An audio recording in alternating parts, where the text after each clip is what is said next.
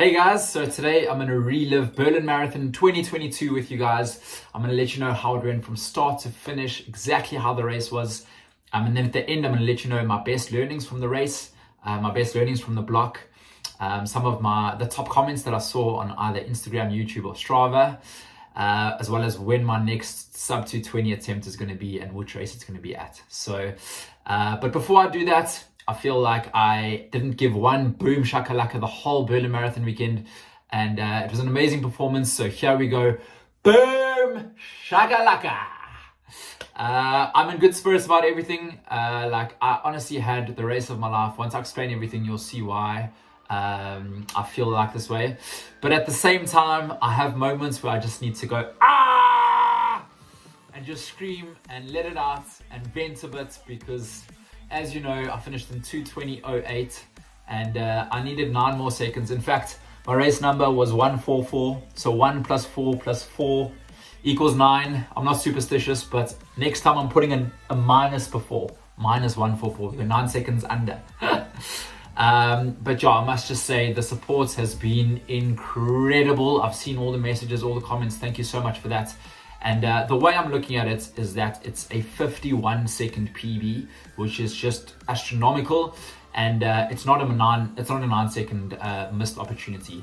I think obviously why I do dwell on that a little bit is because, as you know, and I'm sure if you've watched the series, that a lot of it was built to, break 220. It's my 3rd attempt. I went for it at London and at Rotterdam and now at Berlin. And there's been so much blood, sweat and tears going into breaking 220.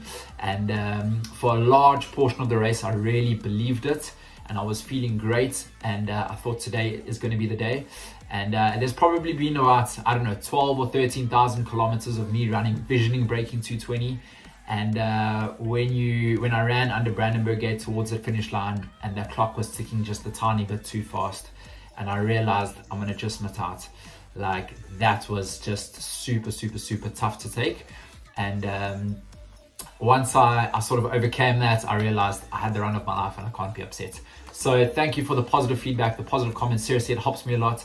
And it's so good to see so many people, drawing inspiration from these videos, learning certain things. And that's the whole point of me documenting it, is so that you can learn from it, take stuff I learn, apply it to your own running, and hopefully, improve that way. So without further ado, let's start with Berlin Marathon 2022. And here's the medal right here with the greatest of all time, Eliud Kipchoge, on it. I wonder if he finds it weird getting a medal with his face on it. One thing is that this guy definitely deserves his face on a whole lot of medals. What an absolute beast.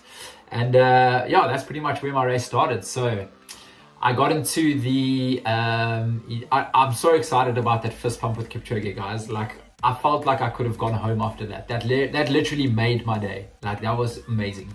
And I got into the warm-up area, so I got a sub-elite entry. So the sub-elites and elites sort of like warm up together. And I knew Kipchoge would be there, but I kind of knew, chances of actually seeing him might be minimal. And I was walking along the fence to the warm-up area, and next thing, he just sort of came out of nowhere. Kind of caught me by surprise. I was like, oh my word, this is Kipchoge. Like, this is one guy that I really wanted to meet in my life once. This is amazing. And I'm not just meeting him, I'm actually running in the same race as him, warming up in the same area as him. Like, that's super, super, super cool. So I saw him coming from about 15 meters away, and I was like, okay, what do I do? And I was like, just be calm, give him a fist pump, and wish him good luck. And so that's exactly what I did. So he came towards me. He's got such strong eyes. Like, it reminds me of, like, he's got so much character in his eyes. He sort of looks through you, and he really he comes across as humble, and he's so super humble in real life. He was almost like a cute little Kenyan guy that was like super shy in a way. So I was there waiting for him, and I'll replay the video. But gave him like a nice solid fist pump. I said good luck to him, and he kind of looked at me like a little bit longer than you would look at someone normally. I think potentially because I had a friend that I was coaching that went out to Kenya in the Best Adidas kit, and he said, look out for my coach, he's going to be in this kit at the start. So maybe he clicked like that. Potentially because my hair was blue, and he probably thought, like, what the hell is this guy doing with blue hair? I don't know, but it was just so super cool. And yeah, he really just has this aura about him, and he's got this like team around him, and like you get the sub elites, which is like myself and Matt Fox, and then you get they call it elite elites, which is like the Commonwealth Games athletes and the Olympians and stuff like that, and then you get Kipchoge, because even the elites were doing their warm up and they stopped and they were like, it's Kipchoge. Like, wow, like he's here. And they kind of Olympians. So that guy is literally, he's a different human. He's like insane. And yeah, then I started warming up and I was like, you know what? I can do my little warm up in the corner, but I'm actually going to sacrifice those little leg swings because I want to run sort of like as close to him as possible without distracting him. Obviously, like the guy's on a mission there to break the world record, which he did so successfully. And so yeah, I was kind of just like behind them, and they were doing some warm up drills with the paces, really going through the motions. They were getting up to their race pace, which actually didn't feel too fast, but obviously my adrenaline levels were through the roof and it was just short bursts. And yeah, that was just so cool, and just a moment I will cherish forever, because I think meeting him in like a normal environment is different, because obviously like he's relaxed and that's kind of like a meet and greet, whereas meeting him actually getting his head in the game, ready to break the world record, was just incredible. So I'm so honored and privileged to have been there. And if ever you watch this, Elliot, you are the man. Congratulations, you deserve it, and you're going to break the world record again, mark my words, because yeah, the way you ran, you can go even faster. I really believe that. Cool. So getting to the start line, me and Matt Fox had a clear strategy of going through halfway in 70, potentially even as slow as 17:20, right? And running like that was always going to be a risky strategy, because negative splits are great, but we all know towards the second half of a marathon that negative splits tends to get harder and harder, because things like fatigue kick in. You've gone through large portions of the race, so running it like that was always going to be a risky business. But why we decided to do that is because, rewind a bit towards our previous 220 attempt at Rotterdam, we went through halfway in 69:03, and we actually picked it up for the next sort of like 8 to 10 Ks.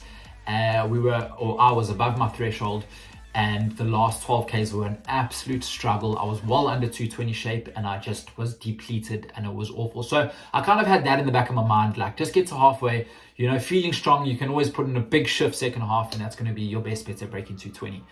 So the first sort of 5 Ks went perfectly according to plan.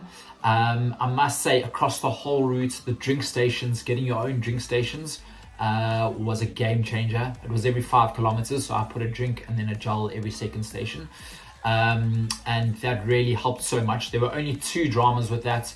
One was that my bottle wasn't there was a 9 kilometer instead of 10, which just wasn't there, which wasn't an issue, because Matt Fox, absolute legend, thankfully, had so many gels. He was running in the SOAR vests that just have gel pockets for days.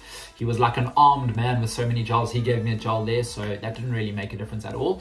And then the other drama was actually at 15, with the very next water point. My watch beeped just before the kilometer, so I wanted to lap my watch, but I had to wait for the kilometer screen to go off, which takes about 10 seconds. So I waited, went off, lapped. My drink station was number 6. And then when I looked, I was at drink station number 7, and I was like, I'm not going back to fetch my bottle, it's fine. So yeah, that was the only little drama, but I must say, not much in it, and the drinks really made a big difference being en route. Huge difference. It just allows you to get those regular sips of carbs or whatever drink mix you got going in consistently throughout the race. Okay, so the first 5 Ks went according to plan. We were like a nice group, and the leading ladies group was just ahead of us. That was always going to be the plan. Fast forward to 10 Ks. 10 Ks, once again, it was perfect. We had broken up into a smaller group, so we were probably about 6 or 7 people. Predominantly Matt Fox and I, and another gentleman, number 128, was doing quite a bit of work in the front. That was great. So we were all just sort of sharing the work, getting through to the plan and halfway, which was just over 70. And then our slowest splits actually were between 10 and 15.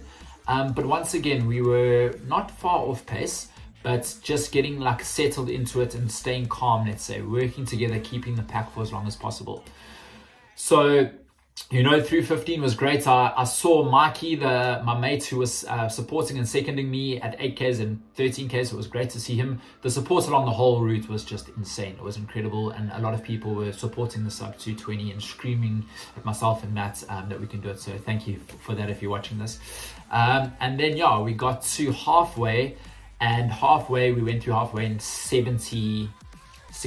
Okay. So at the 5K mark, I was position 101. At the halfway mark, I was position 92. I finished in position 49. So there was a whole lot of overtaking in the second half. But at the halfway mark, I kind of knew, okay, cool. Like, I'm feeling great, and now it's time to kick on. So we wanted to kick on gradually. We didn't want to do anything crazy. And we carried on going, and I wanted to keep the pack together as long as possible. And I realized that we weren't sort of like picking it up at all. So kind of went with it, got to the 25K mark, okay? And my watch beeped, and I think it was sort of like a 322 kilometer. Remember, we have to average 319 a K, and we were averaging 320 or 321. So we needed to go 2 seconds under. We needed to average 317s a K till the end to break 220. So 25Ks, I made the decision. I was like, okay, if 220 is going to happen, now is the time to really put in a big shift. So I kind of went ahead of the pack, and before I did, I spoke to another guy, number 128, and I asked him how he was feeling. Like, are we going to go? Like, is this the time? Matt Fox, I think, was 1 or 2 runners behind, so he wasn't right next to me. I couldn't talk to him, and the guy looked at me, and he was like, "Yeah, I'm feeling okay," and I was like, no, I was really hoping he was going to be feeling super strong and we could just go. So I was like, okay, now it's the time. It's now or never. So I broke off the front of the pack. I sort of like kept on looking back every 200 meters for the next kilometer or so, just hoping that Matt Fox would come. I know he had hamstring issues in the week of the race, and he was going pretty smoothly early on, but I know he's a very positive runner, and he loves being in the front and around the front. And I know as soon as he started going quiet and dropping off a little bit, I knew potentially he wasn't feeling 100% on top of his game. You can just sense these things. I've run a lot of races with him. So I couldn't speak or say anything to him. I just thought, you know what, if he's not coming with me now, I have to go. And that's when I made my break, pretty much 25Ks. I would have loved for him to come with me, but we're going to do that at the next one. We're probably going to do the same race again and do a build up together. So that's going to be cool. So 25Ks, I really started picking it up. And I from 25 to 35 was like insanely amazing for me. Like I overtook probably around 45 people, and a big portion of that was because the leading ladies group went through halfway. I think their plan was 69, right? So they were at least a minute and 20 seconds quicker. I think they even went quicker than that. So a lot of people went with this leading ladies pack, and we're starting to drop off quite quickly. Whereas I'd obviously conserved a lot of energy and was overtaking and coming up really quickly. So I just find it so motivational when you're overtaking people, even though I was solo, and it helps when you just have someone next to you or just sharing the work, not concentrating, stuff like that. It was super motivational coming past people, and I was coming past people nice and quickly. Like, it was taking them by surprise. Like they were looking back, and it was like almost like in their minds, I was thinking, are they thinking that maybe I started late or something like that? But this is cool. Like, I'm feeling good, and today is the day we're breaking 220. Can't believe it, it's now, right? And I felt so good. So I averaged 318s a K, or I think around there. And my 5K splits were 1630 and 1630 for the next 2 5Ks from 25 to 35. Okay, and in that period, I really believed the way I was feeling. I was like, I know I had a lot of time to make up from halfway, and we even slowed between halfway and 25. So I had more time to make up, but I thought, I feel amazing. This is it, baby. Come on.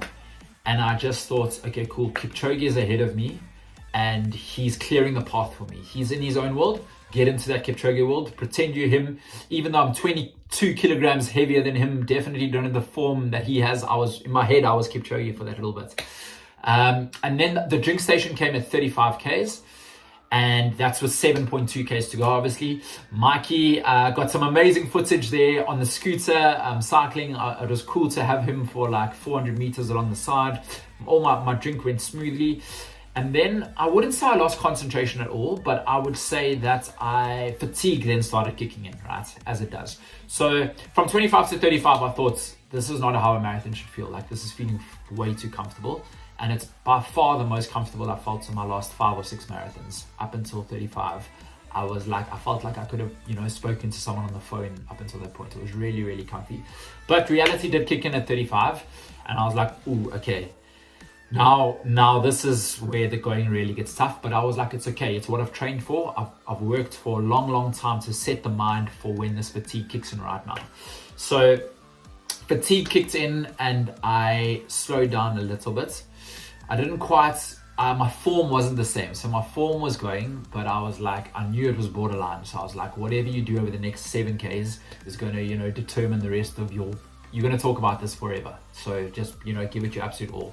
So in my mind, I was like, I need to be in good shape for the last 5Ks to give it a good shot. So I think subconsciously conserved a tiny bit for that last 5.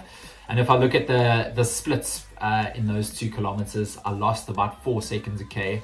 Add those both up, 8 seconds type thing. But had I made up 4 seconds a K, I might have hit a bit of a wall later on. So I got to 37Ks, having relaxed a little bit. And I thought, okay, 5Ks, this is it. Let's go. Let's pick it up. So I picked it up. And then as you do, reality kicked in and I was like, okay, I have to slow down a little bit. I was like, don't you dare slow down, pick it up. Hold your form, picked it up till 3Ks to go.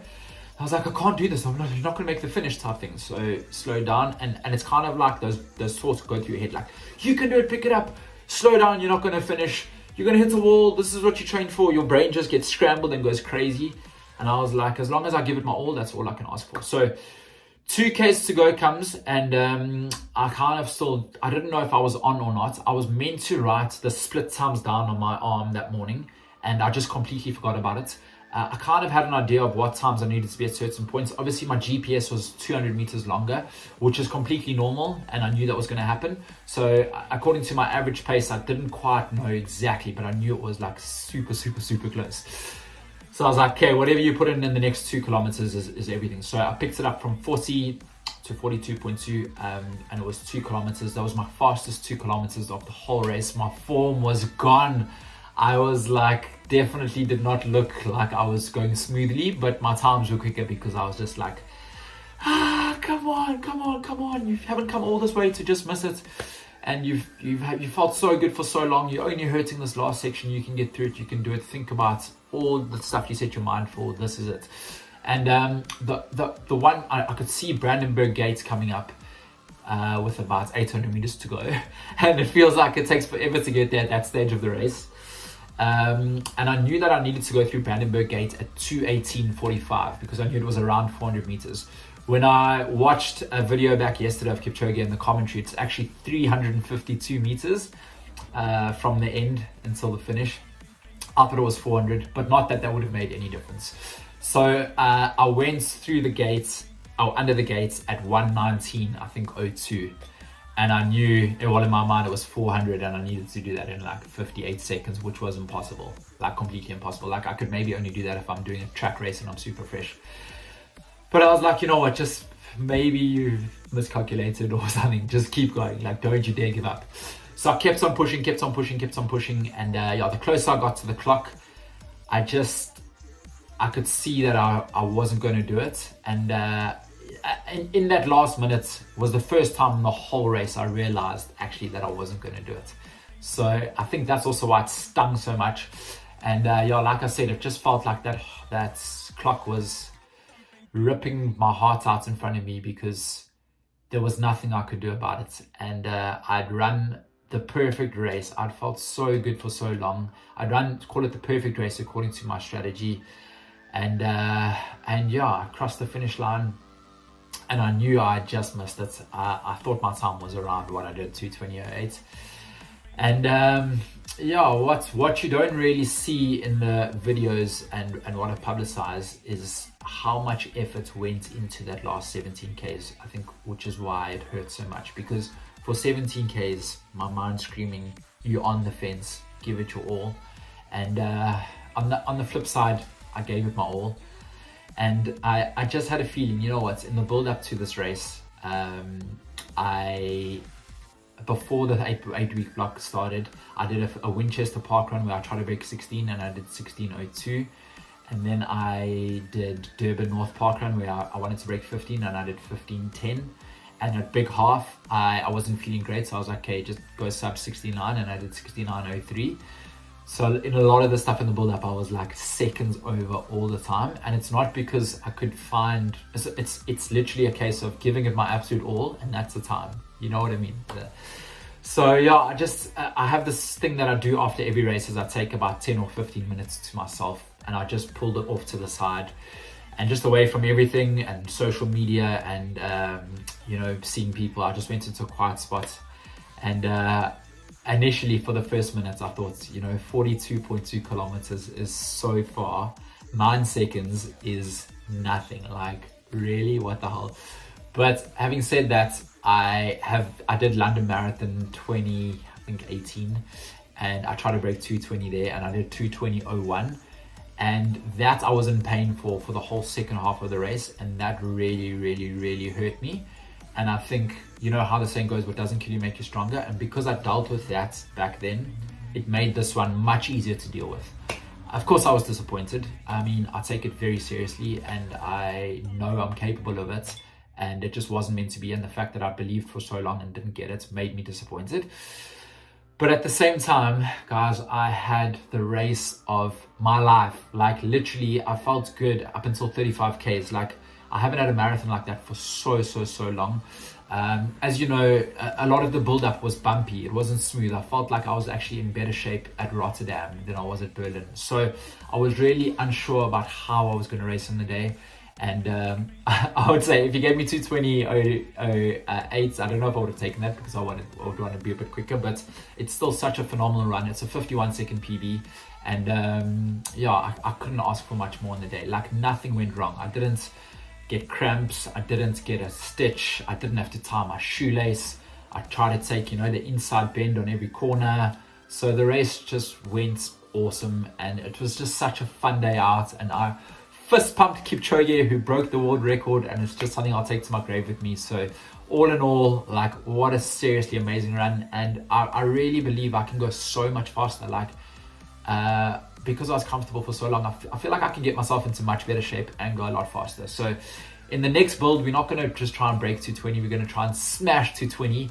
In fact, I'm actually going to try and run a 2:18 something, because I don't want to train for 2:20 and just miss it by a few seconds, because that will really suck, because it's still such a phenomenal time, but I want to be on the right side this time. So that's what we're going to do next build. But first of all, it's time to just run 3 more marathons over the next 3 weeks, but mainly just not jogging them, but helping other people achieve their goals, and recover properly before going again, because marathons take a lot out on you physically, mentally, and you need to recover properly.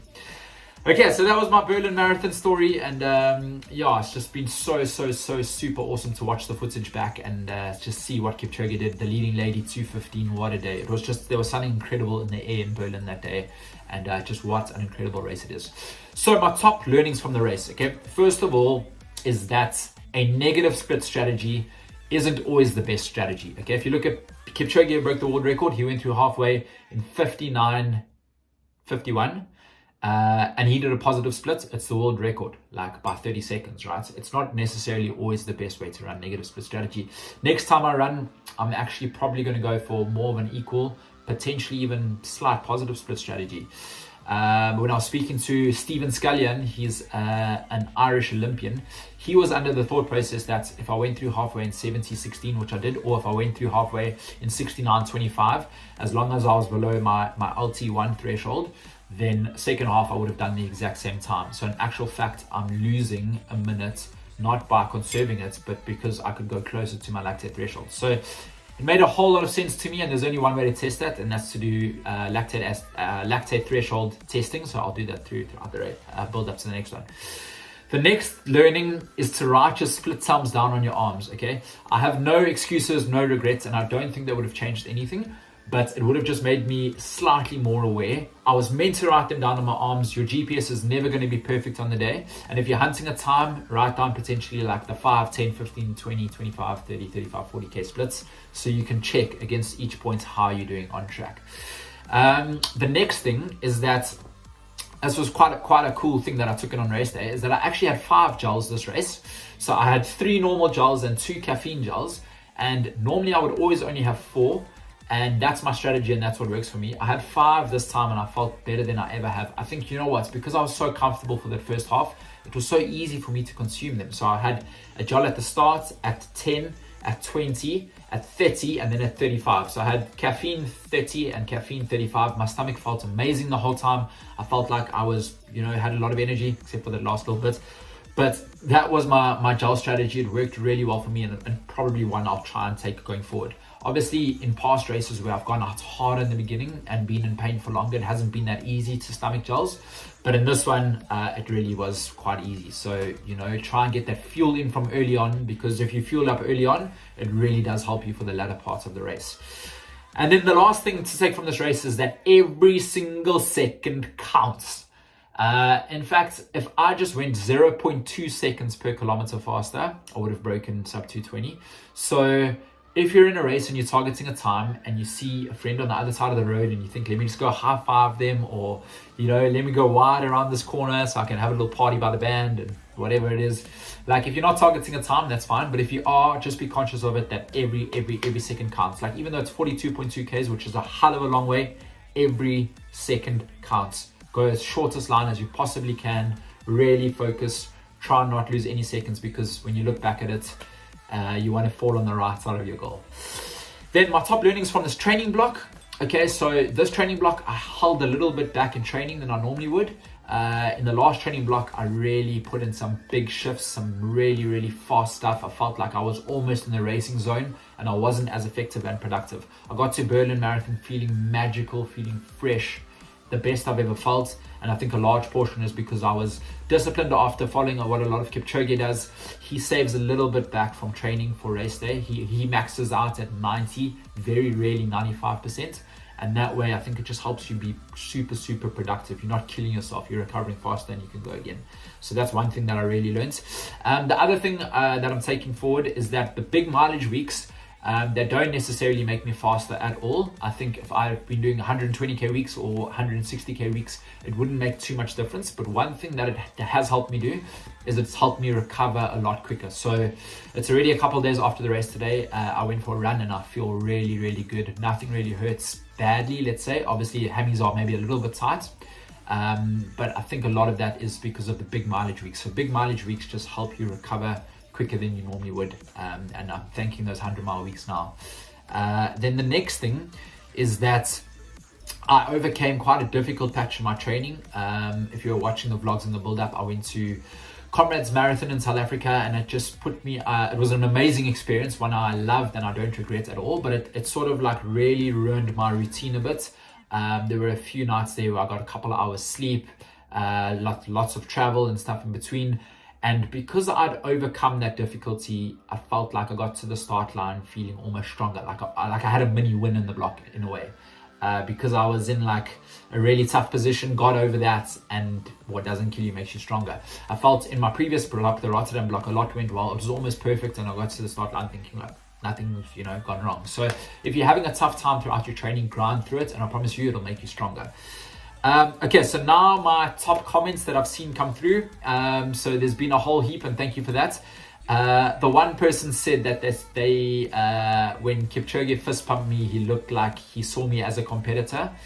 And I definitely don't think Kipchoge saw me as a competitor.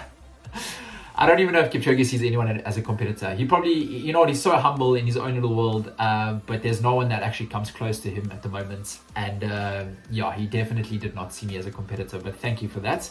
I obviously was just under 19 minutes of the world record run that day, which I'm super happy about. But 19 minutes in his world is like about 7 kilometers or so, so it's miles ahead. So he does not see me as a competitor, I can guarantee you. Another person commented and said, you were so close, but it's fine margins. Maybe the blue gel and the weight of your hair slowed you down for that little bit. And I definitely don't think that made a difference. You know what? You got to enjoy the process. I really love the process. I live for this sort of stuff. So I have no regrets, and I don't think that made a difference at all. In fact, it just really helped me enjoy the day more. So yeah, the blue, luckily I was worried that it was going to sweat down into my face and throughout the run, but that definitely didn't happen. It washed out very quickly. Another person said that they did a bit of an analysis, and I'm in the top 0.001% of all distance runners. So thank you so much for doing that analysis. I didn't know that, and it definitely makes me feel better about life. So thank you very much. Another person said if it's not on Strava, it doesn't count. We all know that's how the saying goes. And according to Strava, I broke sub 220. So if it's on Strava, then I broke sub 220. Oh man, I love that. You're always going to get people off the race. My official time was this, but according to Strava, I did this. So yeah, if it's not on Strava, it doesn't count. I agree with you. It's on Strava, but the official results count, and that is what it is. That did make me laugh though, so thank you for that. And yeah, comments actually just came through from a guy based in Berlin, and he said he loved watching me. He called me the best, obviously because of Besta, and he said I was flying in the second half. And he's a bike dude who's a drinks person as well, and he said he's happy to be my personal drinks person for next year's Berlin Marathon if I want to do it. I must just send him a message. That is absolutely insane. Thank you very much for that. And that's a very, very hard offer to not turn down. I don't know if you guys saw a video of Kipchoge's drinks person. He was so super happy. Every time Kipchoge took a drink, he had like this mini celebration. He's like, yeah! Jumped on his bike, went to the next point. It was like made his day. And watching that video made my day. I'll put the link in the description. You must watch that. And yeah, if I've got my own personal person helping me on a bike with drinks, I would love that. So I might take you up on that offer because that's amazing. But yeah, just all in all, guys, thank you so much once again. What a journey it's been.